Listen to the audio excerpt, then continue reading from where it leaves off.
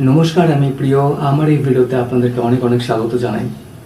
যেমনটা আমরা সবাই জানি, পশ্চিমবঙ্গে কিছুদিন আগেই ভোট হয়ে গেল এবং সেই ভোটে ভারতীয় জনতা পার্টি অর্থাৎ বিজেপি বিপুল সংখ্যক আসন নিয়ে রাজ্যে সরকার গঠন করেছে। সেই সরকারের শপথ গ্রহণ হয়ে গেছে এবং সরকারের পথ চলাও শুরু হয়ে গেছে।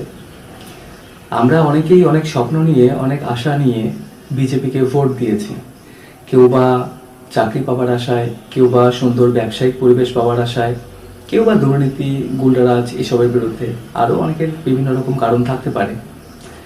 কিন্তু প্রশ্ন হচ্ছে, আমরা এত স্বপ্ন নিয়ে, এত আশা নিয়ে বিজেপিকে ভোট দিয়েছি, আমরা কি সত্যি পশ্চিমবঙ্গের উন্নতির জন্য যা যা ভারতীয় জনতা পার্টি আগামী দিনে করতে যাচ্ছে, আমরা কি সেই প্রত্যেকটি পদক্ষেপে আমাদের পূর্ণ সহযোগিতা দেওয়ার জন্য মানসিকভাবে তৈরি? অর্থাৎ পশ্চিমবঙ্গকে উন্নতির নতুন চূড়ায় পৌঁছে দেওয়ার জন্যে আমরা কি মানসিকভাবে সম্পূর্ণরূপে তৈরি?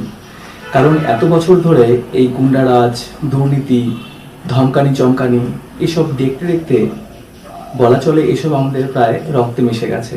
দুর্নীতি আমাদের রক্তে মিশে গেছে। এসব দেখতে দেখতে আমরা অভ্যস্ত হয়ে গেছি। আমরা প্রতিবাদ করতে ভুলে গেছি। একা একা তো প্রতিবাদ করা কখনোই সম্ভব হয়ে ওঠেনি। যারাই করতে গেছে তাদের ফল কি হয়েছে আমরা সবাই জানি। কিন্তু আমরা কি প্রতিবাদ করার সাহসটা এবার দেখাতে পারবো? দেখুন, ভারতীয় জনতা পার্টির এই সরকার আমাদেরকে আমাদের পছন্দের পরিবেশ তৈরি করার জন্য সহযোগিতা করতে পারে। চলতে কিন্তু আমাদেরকেই হবে। অর্থাৎ যেমন দেখুন, ইলেকশন কমিশন আমাদেরকে সুন্দরভাবে ভোট দেওয়ার জন্য পরিবেশ তৈরি করে দিয়েছে। এবার আমরা যদি বাড়ি থেকে বের না হয়ে যদি চুপচাপ বসে থাকতাম, ভোট দিতে যদি না যেতাম, ইলেকশন কমিশন নিশ্চয়ই আমাদেরকে ঘাড় ধরে ভোট দেওয়াতে পারতো না। আর যদি ভোট না দিতাম তাহলে পরিবর্তন আসতে পারতো না। ঠিক তেমনি ভারতীয় জনতা পার্টির এই সরকার আমাদেরকে সেই পরিবেশ তৈরি করে দেওয়ার জন্য সেই সুযোগ দিতে পারে। লড়াই কিন্তু আমাদেরকেই করতে হবে। এই লড়াইটা আমাদের। সরকার আমাদেরকে বড়জোর সহযোগিতা করতে পারে, লড়তে আমাদেরকেই হবে। আমরা প্রতিবাদ করতে ভুলে গেছি দুর্নীতির বিরুদ্ধে, গুন্ডারাজের বিরুদ্ধে। আমি বলছি না যে কেউ একা একা গিয়ে প্রতিবাদ করতে যান, তাহলে বরং হিতে বিপরীত হতে পারে।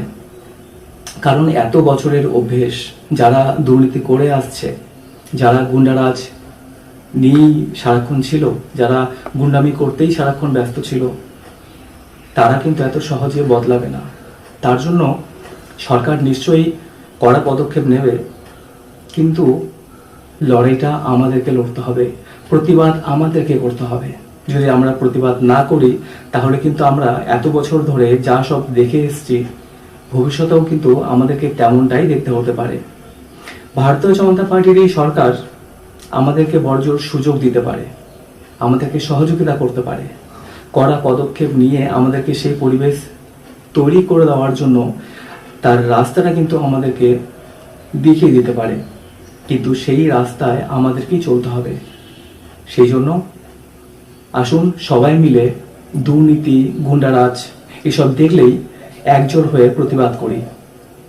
আর যদি কেউ আমরা এটা ভেবে থাকি যে যার সাথে হচ্ছে এটা তার ব্যক্তিগত ব্যাপার, আমি কেন তার সাথে প্রতিবাদ করতে যাব, তাহলে বলবো এর থেকে বড় ভুল হয়তো কিছু হতেই পারে না।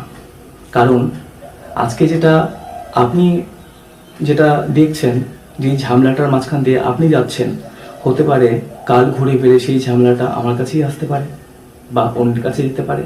তাই সবাই একত্রিত হয়ে আসুন একসাথেই লড়াই করি। ধন্যবাদ।